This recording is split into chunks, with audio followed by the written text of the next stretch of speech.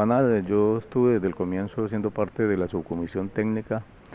que fue la que trató el tema del cese del fuego bilateral y la dejación de armas. Bueno, Matías Aldecoa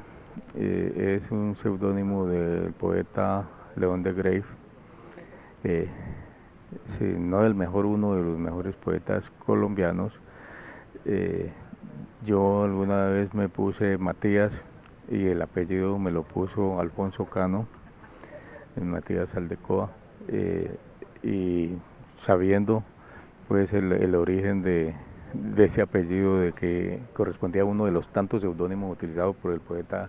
colombiano, que fue además un poeta de avanzada desde el punto de vista de las ideas políticas. Me lo dejé para hacer honor a él, que además es un poeta un poco olvidado en Colombia. Y además el hecho de que lo haya colocado Alfonso Cano, pues también tiene su simbología importante. Bueno, yo me vinculé en la ciudad de Cali en los años 84, en el marco del proceso de diálogos entre las FARC y el gobierno de Belisario Betancur,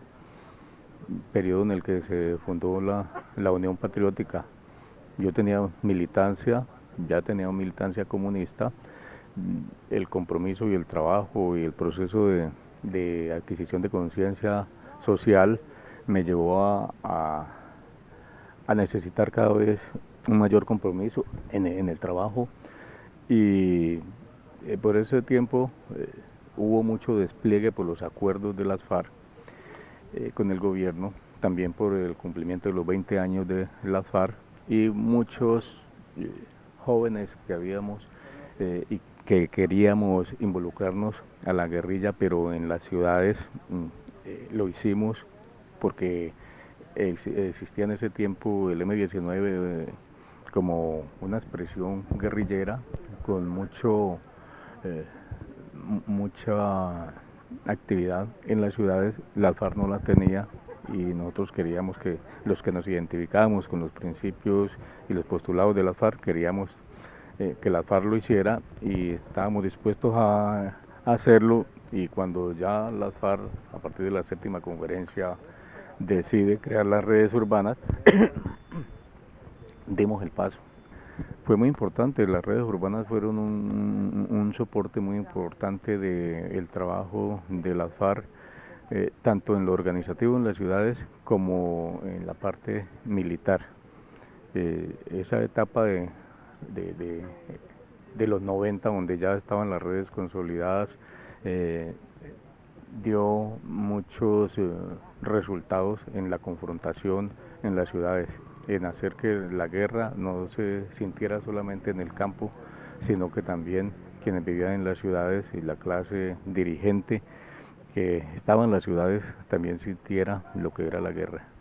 Bueno, allá se realizaron muchas acciones contra la policía, contra el ejército, contra la estación de carabineros de Cali, contra los polvorines en el batallón Pichincha, algunas estaciones de policía, CAIS. Ya después, pero yo ya no estaba en la red, se dio el ataque al cuartel de la Policía Metropolitana de Cali, donde quedó totalmente destruido, y otras muchas acciones. Camarada Alfonso Cano, jefe nacional del Movimiento Bolivariano por la Nueva Colombia, Estado Mayor Central, mandos y combatientes en general. Reciban un cordial y revolucionario saludo en unión de quienes hoy asisten al lanzamiento del Movimiento Bolivariano como única alternativa de poder distinto al de los partidos tradicionales, por los cambios estructurales en contra de quienes han gobernado por muchos años, sin que hasta ahora hayan logrado solucionar los gravísimos problemas políticos, económicos, sociales, culturales y ambientales, manteniendo sumido al pueblo en una confrontación armada en beneficio de sus privilegios y en defensa del gran capital nacional y extranjero, apoyados en los instrumentos del Estado para reprimir y someter a los trabajadores de la ciudad y del campo, y al mismo tiempo perseguir la verdadera oposición revolucionaria como las FARC-EP en lucha por los cambios. Es a partir del 2000 que se lanza el movimiento bolivariano en los diálogos del Caguán. En ese marco se lanza recogiendo el pensamiento del libertador Simón Bolívar, lo que nosotros rescatamos de Bolívar: el antiimperialismo, la justicia social, la soberanía nacional, la democracia,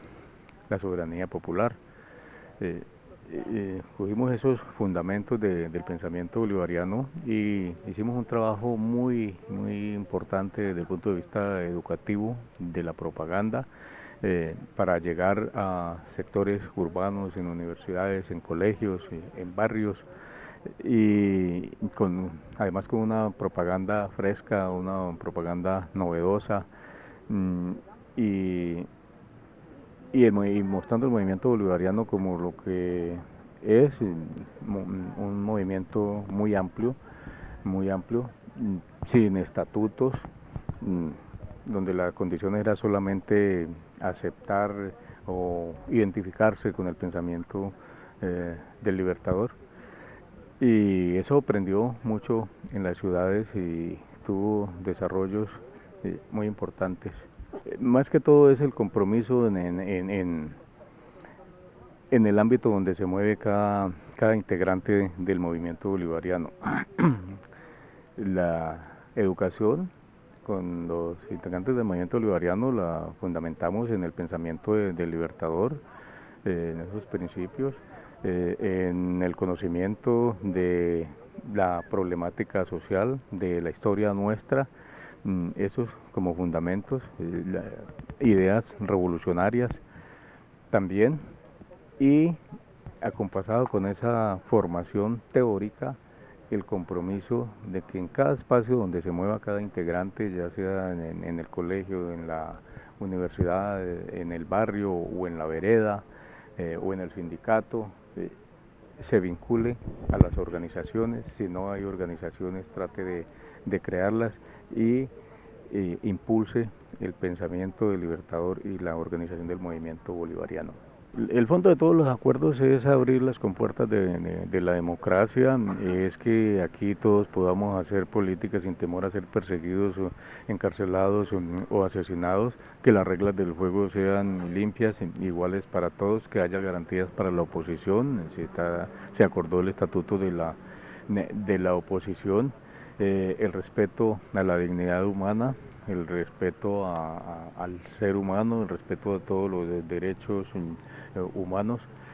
la participación de las comunidades en la elaboración de las políticas locales y regionales, o sea, todo un proceso de apertura democrática en la que quien haga oposición no sea considerado como enemigo del establecimiento a quien hay que combatir, sino que se le permita, dentro de las reglas de la democracia, hacerlo. Ese es el fondo de una doctrina de seguridad humana y de respeto a los derechos humanos.